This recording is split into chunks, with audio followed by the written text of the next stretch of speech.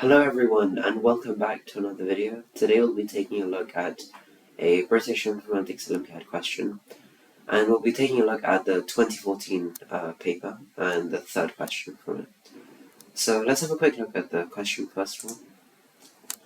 Pretty much there's some sort of password scheme, I won't bore you with the details, I'll let you overread, but what we need to do is we need to print the nth password in the ordered list, okay? So let's have a quick look at the whiteboard first of all, so I can explain what the solution to this code is. Pretty much, what we need to do is we need to choose the passwords, and the passwords can be of the form A, B, C, D, E, so on. For now, I'm just going to represent them with integers from 1 to 37, or 1 to 36, since the problem is basically equivalent to me assigning A a 1 to B a 2, etc. So,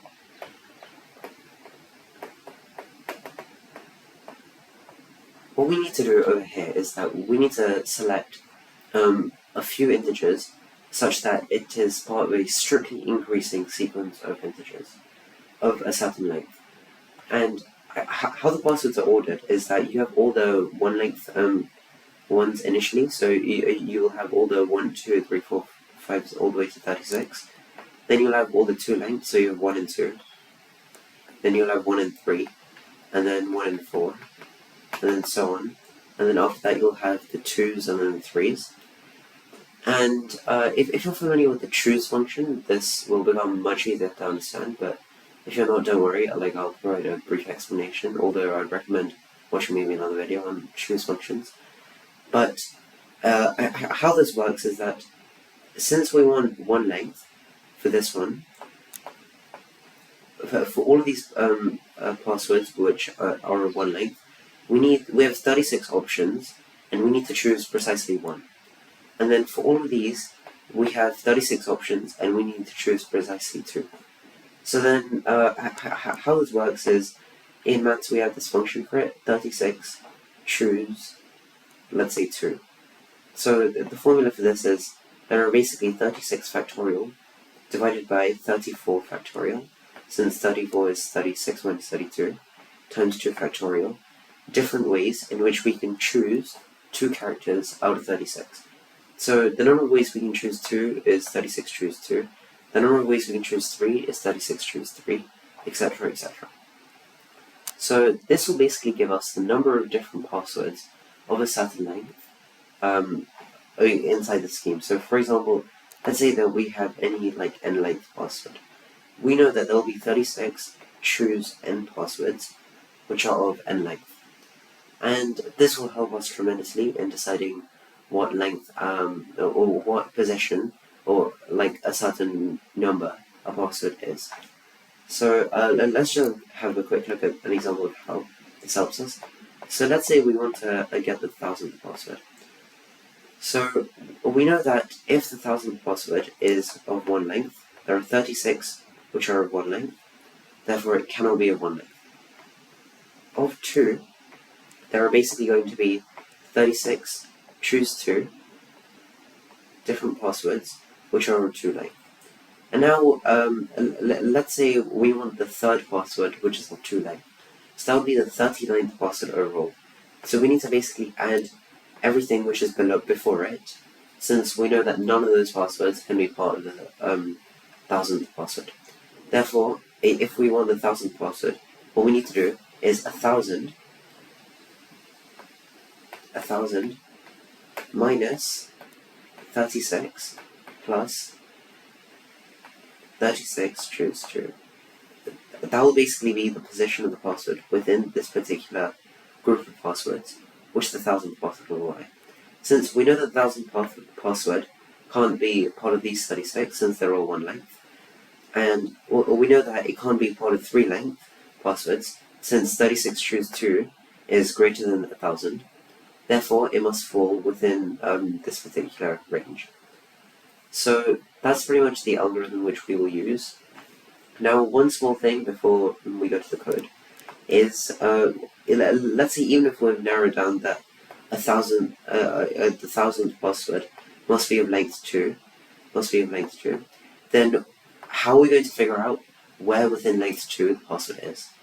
So if we consider all length 2 passwords, the number which start with 1 are basically 1 and then 2 to 36. The number which start with 2 are 2, then 3 to 36. And then so on and so forth. The number which start with 3 are 4 to 36. So this over here is going to be basically 2 to 36 is 34 different passwords. Over here it's 33 different passwords, so on and so forth. So now we have a more mathematical way of deciding what this number is. Since it's 2, like, it's quite easy just to tell. But if we were looking at 7 length passwords, it wouldn't be so easy. So since we know that 36 choose n describes all passwords of length n, however, what we're doing is, since the first letter must be 1, so we're fixing the first character, okay? So then we only have choice to choose the next n-1 characters, okay? Since we're fixing the first character, and then we only have 35 choices for that character, since we know that that character can't be 1. So it would actually be 35 choose n-1 if we want to figure out how many characters are part of the subset of that particular range, okay? And then we can use a similar algorithm for deciding how many characters begin with 2 and so on. And now you might be noticing a recursive trend here, since we're using the choose function to determine what the first character is. And then once we decide the first character, our problem is equivalent to having a certain number less than whatever our initial one is, except we have the first character fixed. So now we need to choose n-1 characters, then n-2 characters, etc., etc. So that's pretty much how we're going to tackle this problem.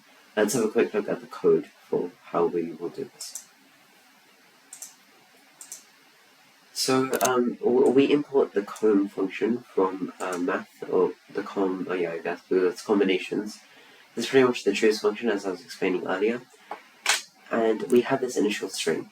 This string contains all possible characters, which as you will see in the future, I'll assign corresponding value to each of these characters, and then we can convert from the character representation and back to the numerical representation.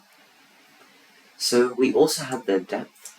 This depth is, like as the name suggests, the depth of the number of letters which the character has, which the password has, sorry. So let's say depth 3, it would basically be, we need to find the 100th password of length 3. Or maybe like, we need to find the 10th password of length 2, etc., etc. And depth would be the length of the password. So what this pretty much does is this decides what the maximum depth the password can be. So remember, like as we were doing earlier with 1000, so we know that 1000 is greater than 36, but then 1000 is less than 36 plus 36 choose 2. So then we know that the maximum depth the password will be is of depth 2. And now we have this f function. This is the main heart of the code. This is the recursive function which decides which character is the first character of a certain length password, and then it will call itself to decide the second character, third character, etc., etc. So this is our base case. If depth equals 0, then we've basically finished all the characters before it. Then we just return the previous string. If the previous string is empty, then we pretty much made the latest 0. So I'll come to what the latest is a bit later. Otherwise, we make the latest whatever the final character is. So latest is basically the final character within the string. Okay, and except it's in the numerical representation, since all of these will revolve around the numerical representation. So A corresponds to 0, B corresponds to 1, etc., etc. And then we'll finally just convert back to whatever the character representation of each of the characters is by referring to the string 1 string. Okay, so now let's look at this for loop, which is the main part of the main function of the code. So we iterate through each of the possible characters, And we also do this one by one and alphabetically, since we know that all the characters starting with B, for example, come before all the characters starting before C. So, and then what we do is we subtract the combinations of 35 minus I. So what this is remember as I was talking about earlier, since we've fixed the first character, so we have 35 minus I, those are the number of characters we need to choose from, and we need to choose depth minus 1 characters. Since we've fixed one of those characters, but we still have depth minus 1 characters to choose next. And now we have to subtract all those combinations from our specific n. And we keep on doing this until n is 0. So what does this actually mean? Once n is less than 0, this means that we've subtracted all the combinations of possible character combinations which the password cannot fall in. So, for example, let's say 1000. We know that the first character can't be an A, since there are 35 combinations for A. It can't be a B, since there are 34, etc., etc. But then let's say that we identify that it has to start with an 8, since there are like 950 or 980 combinations which are 8 or below. But then there are 1010 combinations which are 9 or below, which means that we know that has to fall between the 8 and 9 limit. So that's pretty much what this checks. If n is less than 0, then we increment the combinations back to the 35 minus I, depth minus 1, which we subtracted off. And then we return the function back to whatever the depth minus 1 characters are. And we've decided what the first character has to be. Since the first character must be whatever the string I was, whatever the character which it falls inside this range has to be.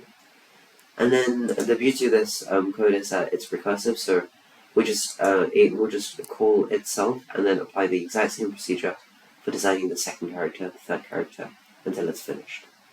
And then we just call the function for a specific n and depth, and then we will get the output.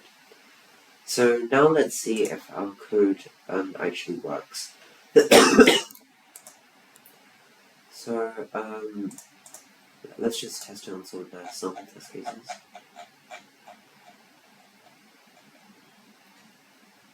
Maybe let's test it on 6, 5, 4, 3, 2, 1.